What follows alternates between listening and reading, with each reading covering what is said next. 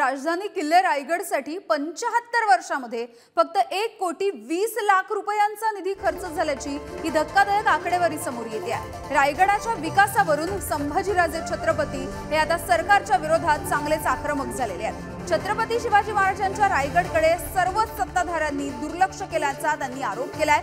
तर हिम्मत असेल तर रायगडसाठी खर्च केलेल्या जी काही निधी होता त्या सगळ्याची श्वेतपत्रिका जाहीर करावी अशी मागणी सुद्धा संभाजीराजे छत्रपती यांनी केली आहे।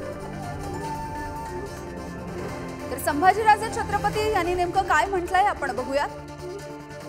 आपण या खासदारकीचा दररोजचे दैनंदिन प्रश्न तर आपण उचलूच, पण माझ्या जीवनात एक निश्चित डोळ्यासमोर होतं ते रायगड, आणि त्या खासदारकीचा मी पूर्ण वापर केला।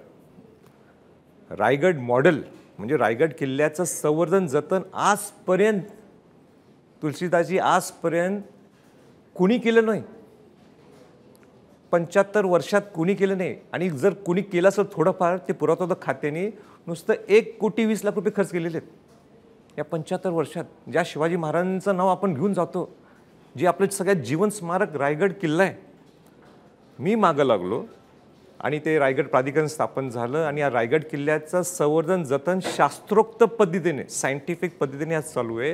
आणि माझी तळमळ हीच होती खासदार असताना की रायगडप्रमाणे पूर्ण महाराष्ट्रातले 350 किल्ल्यापैकी 50 किल्ले तर आपण संवर्धन जतन करू शकतो एक रायगड मॉडेल, पण दुर्दैवाने ते अजून झालेले नाही। ती खंत आहे मला, मी आजही मागणी करतोय सरकारकडे। माझा चॅलेंज आहे या सरकारला, माझा चॅलेंज आहे मुख्यमंत्र्यांना, प्रामुख्याने उपमुख्यमंत्र्यांना सुद्धा, की आजपर्यंत किल्ल्यांच्यावर किती पैसे खर्च झालेले आहेत। तुम्ही हे डिक्लेअर केल्यापासून 350 कोटी तुम्ही शिवराज्याभिषेक सोहळ्याच्या माध्यमातून देणार म्हटलं वर्षभरात, तुम्ही किती कटकोट किल्ल्यांसाठी खर्च केले, किती DPDC-मधून खर्च केलेत, हे विचारायला पाहिजे आपण सरकार। श्वेतपत्रिका काढायची मागणी करताय तुम्ही या 100% माझी चॅलेंज आहे, त्यांनी दाखवावं या 15 दिवसात की किती गटकोट किल्ल्यांसाठी खर्च केले।